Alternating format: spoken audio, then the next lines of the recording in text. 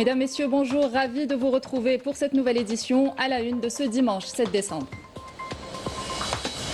14 personnes ont perdu la vie et 35 autres ont été blessées dans un tragique accident survenu hier dans la wilaya de Bni Abbas.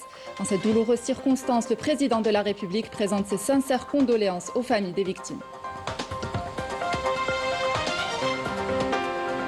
Les travaux de la 4e édition de la conférence africaine des startups se poursuivent. Un rendez-vous incontournable pour les acteurs technologiques et les investisseurs africains internationaux visant à soutenir l'émergence d'une nouvelle génération de leaders africains. Nous parlerons de cette enquête menée par le journal espagnol El Dependente qui affirme que Rabat aurait tenté de soudoyer Madrid à travers un accord stratégique visant à obtenir un soutien officiel à ses revendications sur le Sahara occidental, ce qui relance les interrogations sur les méthodes et les pressions exercées en coulisses par le Marseille.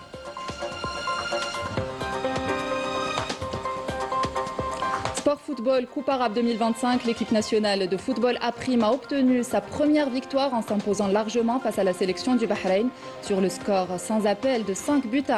Nous reviendrons sur cette victoire à la fin de cette édition.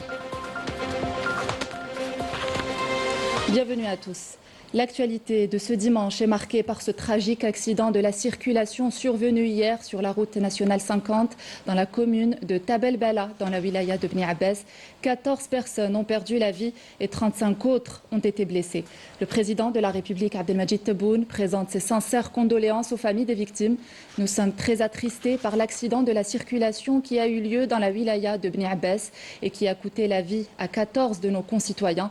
En cette douloureuse épreuve, j'adresse aux familles des victimes mes sincères condoléances et les assure de ma profonde compassion, priant Allah Tout-Puissant de prêter patience et réconfort à leurs proches et d'accorder aux blessés un prompt rétablissement, a écrit le président de la République sur son compte officiel sur les réseaux sociaux.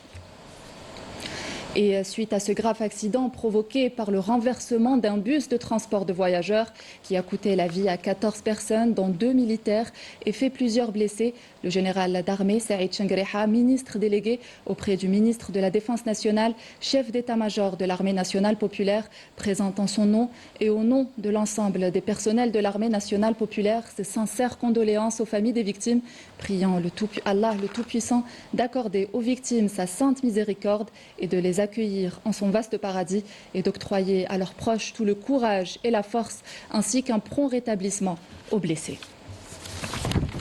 Et cet accident de la circulation a coûté la vie à 14 personnes et fait 35 blessés, selon le dernier communiqué par la Direction générale de la protection civile. L'accident est survenu sur la route nationale 50 à la suite du dérapage et du renversement d'un bus de transport de voyageurs assurant la liaison entre Béchar et Tindouf à environ 25 km de la commune de Tabel Bala dans la wilaya de Bni Abbas. Chargé par le président de la République, le ministre de l'Intérieur, des collectivités locales et du transport ainsi que le ministre de la Santé se sont rendus sur place pour s'informer des mesures mises en œuvre pour la prise en charge des victimes. Majda Jahmi. Suite au tragique accident ayant coûté la vie à 14 personnes dans la wilaya de Bni Abbas, le président de la République, Abdelmadjid Tebboune, a dépêché sur place le ministre de l'Intérieur, des collectivités locales et des transports, Saïd Saïoud, accompagné du ministre de la Santé, Mohamed Siddiq Ayit Msoudan. Lors de leur visite, ils se sont rendus à l'hôpital Tourabi Boudjma'a d'une capacité de 200 lits, ainsi qu'à l'hôpital militaire régional d'Ahmani Slimane dans la 3e région militaire à Béchar, afin de s'assurer de la prise en charge et de l'état de santé des blessés. Avant tout, nous présentons nos condoléances aux victimes ainsi qu'à leurs proches et nous avons veillé à nous enquérir de l'état des blessés. Cette tragédie survenue aujourd'hui a fait 14 morts et plus de 35 blessés. C'est un bilan très lourd. Malheureusement, les routes continuent de coûter des vies chaque jour. Nous prions pour le repos des défunts et souhaitons un prompt rétablissement aux blessés afin qu'ils puissent retrouver rapidement leur famille. La même délégation ministérielle s'est ensuite rendue sur le lieu de l'accident, sur la route nationale numéro 50, en direction de la ville de Tindouf, où ils ont pris connaissance des circonstances du drame et ont souligné la nécessité d'ouvrir une enquête approfondie pour déterminer les causes réelles de l'accident. Par la suite, le cortège s'est déplacé sur 400 km jusqu'à la commune de Tebelbala, où il s'est rendu à l'hôpital local pour s'enquérir de l'état des blessés. À cette occasion, les ministres ont insisté sur l'importance d'un suivi rigoureux et d'une prise en charge optimale des patients.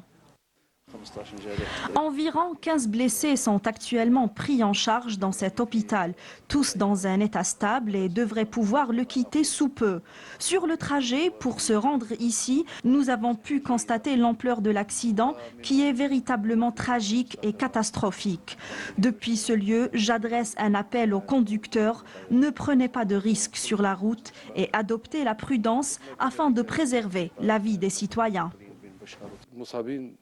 Tous les blessés ont été pris en charge et nous présentons nos condoléances aux défunts. Malheureusement, 14 personnes ont perdu la vie. Nous adressons nos pensées aux familles des victimes pour leur courage dans cette épreuve. Une fillette a notamment perdu ses parents. Les patients gravement blessés ont été transférés à l'hôpital de Béchar, où les opérations se sont désormais achevées. Certains ont été évacués vers la capitale par avion des forces aériennes, tandis que les autres restent sous surveillance médicale ici. Selon les médecins, l'état des blessés est rassurant. Et justement, afin de recevoir les soins et la prise en charge médicale nécessaires, 10 blessés ont été évacués en urgence hier soir vers l'hôpital central de l'armée de Ain Nadja, en première région militaire, 6 personnels de l'ANP et 4 citoyens civils, et ce, en exécution des instructions du général d'armée Saïd Chenguereha, ministre délégué auprès du ministre de la Défense nationale, chef d'état-major de l'armée nationale populaire. Dans l'actualité également, les travaux de la 4e conférence africaine des startups se poursuivent au Centre international des conférences à Alger, un événement qui réunit les principaux acteurs de l'écosystème africain, de l'innovation et de l'entrepreneuriat. Et pour plus d'informations, nous retrouvons notre envoyé spécial sur place, Walid Yousfi. Walid, bonjour. Quel est le programme de cette deuxième journée ? Alors oui, effectivement, Yasmine, deuxième jour de l'African Startup Conference, une journée marquée une nouvelle fois par une forte affluence avec de nombreux start-upers, des incubateurs et des investisseurs venus pour poursuivre les échanges entamés hier. Le thème central reste l'émergence d'un champion africain.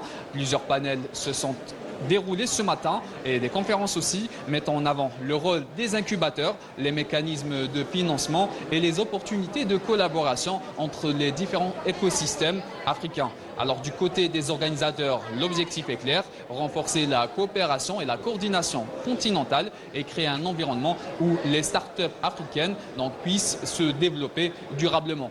Voici les informations que nous avons pour l'instant. Nous reviendrons vers vous avec plus de détails dans nos prochaines éditions.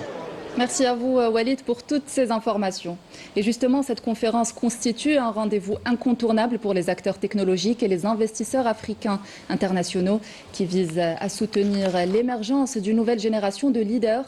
Ces derniers sont appelés à développer des innovations sur le continent, offrant à la jeunesse africaine l'opportunité de se positionner comme un pilier central de l'avenir économique du continent. Reportage de Walid Yousfi. C'est l'émergence des champions, donc on veut en faire partie. Un slogan qui résume l'ambition de cette édition de l'AIC. Ces jeunes start-upers sont venus présenter leurs innovations, échanger et tenter de se faire remarquer dans un écosystème qui attire de plus en plus d'investisseurs. Ça permet en fait de connecter les start-up avec des organismes, que ce soit financiers ou de différents types d'entreprises, avec des partenaires aussi à l'étranger. Et ça permet en fait de louer des liens et faire grandir le business. Selon moi, déjà, pour avoir des champions qui vont pouvoir émerger, il faut permettre de connecter les réseaux africains et surtout leur permettre de s'implanter dans les différents marchés, donc avoir une ouverture et une connexion surtout entre nos différents pays. Sur les stands, les démonstrations s'enchaînent. FinTech, IA, Agriculture connectée, ces jeunes start-upers veulent montrer que l'innovation africaine peut répondre aux défis de demain et aspirent à se positionner sur l'échiquier international. C'est une conférence panafricaine d'appui à l'initiative entrepreneuriale et start-up. C'est un lieu pour booster un peu le start-up africain, les champions africains. Depuis Alger, nous parlons d'une seule voix. Déjà notre participation, le but déjà c'est de pouvoir avoir des partenariats B2B, essayer de rencontrer des investisseurs et aussi d'essayer de voir quels sont les partenariats que nous pouvons avoir sur le déploiement dans d'autres pays comme l'Algérie et puis l'Afrique Nord. Une édition qui confirme ainsi la place centrale de la jeunesse africaine, des start-upers ambitieux, porteurs de solutions innovantes, bien décidés à changer le quotidien de tout un continent. Toujours dans le domaine de l'innovation, je vous propose de découvrir cette start-up qui révolutionne le tourisme grâce à des solutions numériques innovantes. Elle facilite l'accès aux services pour les visiteurs, simplifie l'organisation de leur séjour et met en valeur les sites et le patrimoine africain. Mina Al-Araj et Maïchebout. Miser sur le numérique pour réinventer la découverte des régions du Sud, c'est le pari que semblent avoir fait de jeunes exposants et porteurs de projets en marge d'une exposition au Festival international du tourisme saharien qui se tient à Timimoun. Nous avons du matériel de réalité virtuelle. Lorsqu'un touriste étranger arrive et ne connaît pas la région de Timimoun, nous lui faisons découvrir la destination virtuellement à travers ce casque Meta par exemple avant de s'y rendre. Une démarche appuyée par de nouvelles plateformes qui proposent des outils pratiques, des visites immersives et une meilleure visibilité pour les acteurs du secteur.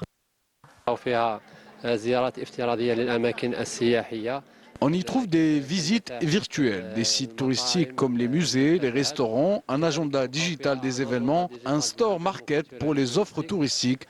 C'est une passerelle essentielle entre les professionnels du tourisme et les visiteurs. C'est une plateforme qui œuvre à promouvoir les destinations touristiques, surtout sahariennes, parce que l'Algérie possède de grands atouts dans ce domaine. Nous travaillons surtout avec la communauté algérienne à l'étranger. Nous voulons l'encourager à venir ici pour découvrir son pays et nous avons notre propre plateforme en ligne. Porté par une jeunesse de plus en plus engagée, le mouvement s'inscrit dans une volonté claire, rehausser l'image de notre territoire en misant sur des outils contemporains et facilement accessibles.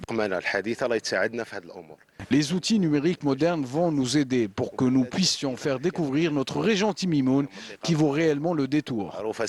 Une génération de jeunes du sud algérien qui, à travers le numérique, réinventent la manière de valoriser et de faire briller leur région. Santé à présent en France, à Vitry-sur-Seine, une initiative de santé publique peu ordinaire s'est tenue ce week-end. Le collectif Les Cœurs Oubliés a organisé une journée de dépistage des maladies cardiovasculaires ouverte à tous au sein de l'Institut Idriss à l'École nationale Ibn Badis. Derrière cette opération, un collectif de médecins bénévoles dont de nombreux praticiens algériens réunis pour aller au plus près de toutes les populations. Les participants ont pu bénéficier gratuitement de consultations, de prises de tension, d'électrocardiogramme et de conseils de prévention. Une opération qui s'inscrit dans une démarche dans le but d'alerter sur les maladies cardiovasculaires, première cause de mortalité, et de rappeler l'importance d'un dépistage précoce. Je vous propose d'écouter cette déclaration du cardiologue Mansour Qara. On fait un dépistage pour les malformations cardiaques, donc un bilan cardiologique gratuit à Vitry-sur-Seine jusqu'à 17h, donc à la mosquée, à l'école nationale Ibn Badis. Le but c'est de la prévention, c'est qu'il y a beaucoup de gens qui sont malades et qui ne sont pas au courant, et donc du coup c'est pouvoir avoir les enfants, les jeunes adultes, de faire un check-up gratuitement, et s'il y a des problèmes de leur trouver directement des solutions, et s'il n'y a pas de problème de leur donner une attestation pour le sport, pour leur rappeler que c'est important de faire du sport et leur faciliter les choses pour faire le sport. Alors il y a des médecins de partout qui sont venus, notamment de Oran et même du Sénégal qui sont venus nous aider, ça vient de partout, donc on a plus de médecins, on est très équipés, il manque plus que vous, rejoignez-nous.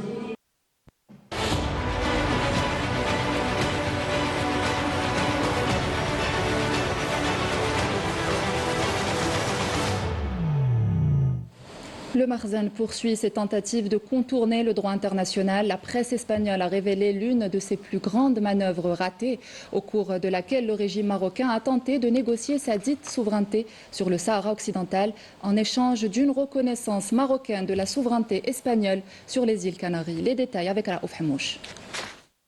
De nouvelles révélations viennent mettre en lumière les pratiques peu orthodoxes du Marzén. Selon le journal espagnol Il Independiente, Rabat aurait marchandé avec Madrid en ces termes. En échange d'un soutien officiel espagnol à ses revendications sur le Sahara occidental, le Maroc s'engage à reconnaître la souveraineté espagnole sur les îles Canaries. Un document qui relance la polémique sur les méthodes et les pressions exercées en coulisses par le Marzén. Malgré le caractère inédit de la proposition, cette tentative s'inscrit dans une nouvelle manœuvre marzénienne avortée. Selon la même source, l'offre aurait été présentée au Premier ministre espagnol Pedro Sánchez lors d'un sommet restreint, où le Maroc aurait cherché à exploiter les échanges à huis clos pour influer sur la position de Madrid, qui a maintenu une ligne équilibrée, appuyée par la résolution 2797 du Conseil de sécurité qui réaffirme le droit du peuple sahraoui à l'autodétermination. Un énième échec du Marzén qui vient illustrer une nouvelle tentative de détourner les questions de souveraineté en dehors de leur cadre juridique, puisque les États attachés au droit international privilégient les mécanismes onusiens et les voies légales. Rabat semble recourir à des formes de marchandage et de conciliabule destinées à asseoir une souveraineté illégitime sur un territoire qui ne lui appartient pourtant pas. Sport football, Coupe arabe 2025, l'équipe nationale de football Aprime a obtenu sa première victoire en s'imposant largement face à la sélection du Bahreïn sur le score sans appel de 5-1 en match comptant pour la deuxième journée du groupe D au stade Khalifa International. Retour sur cette belle victoire avec Hakim Kshrout.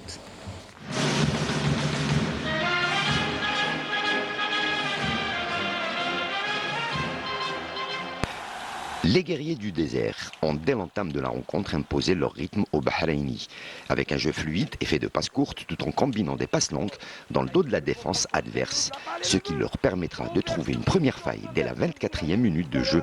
Attal bien servi, contrôle orienté et centre sur Berkane pour l'ouverture du score. 24e minute de jeu, l'Algérie qui débloque la situation et qui trouve la faille et qui ouvre la marque grâce à Berkane. Les joueurs du Bahreïn vont réagir très vite. 3 minutes plus tard, 27e, Mehdi Abdul Jabbar va égaliser. L'égalisation à la 27e minute de jeu, elle est signée. Les protégés de Bouguera, loin d'être impressionnés par cette égalisation, vont eux aussi, 3 minutes plus tard, inscrire un second but. Berkane, le buteur, se transforme en passeur pour trouver Boulbina à la 30e minute de jeu pour le 2-0. L'Algérie qui reprend de l'avance et qui reprend les rênes de cette rencontre. En fin de première mi-temps, Berkane, toujours lui, sera fauché dans la surface de réparation.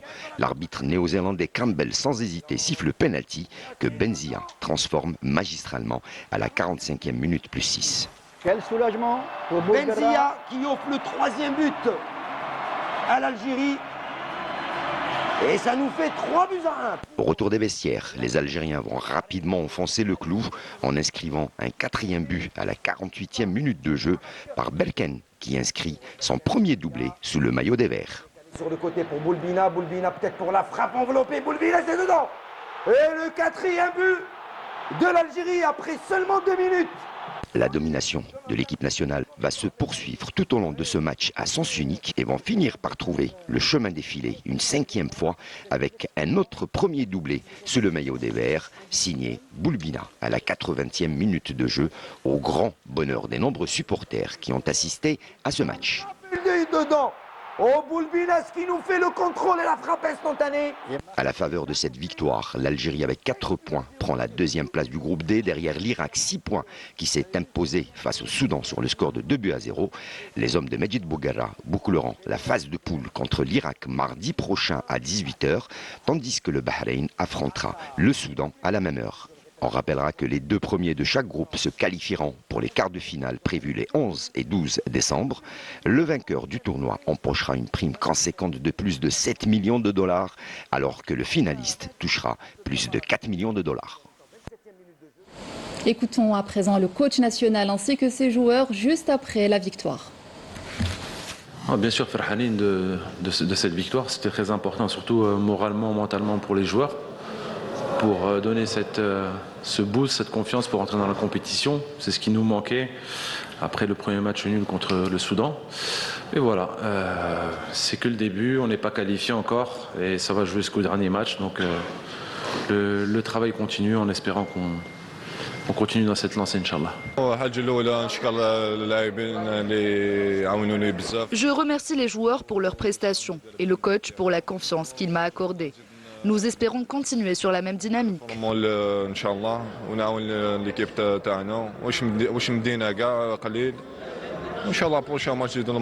Après le match nul contre le Soudan, c'était vraiment un match important pour nous. Alhamdoulilah, on a su bien gérer le match, gagner le match en marquant 5 buts. Voilà, c'est un match qui doit nous permettre de prendre de la confiance, d'avancer plus sereinement pour le match contre l'Irak. Même si on sait que ça va être un match très dur contre l'Irak, mais Inch'Allah, voilà, avec beaucoup d'humilité, on va aller au match pour gagner et prendre les 3 points, Inch'Allah.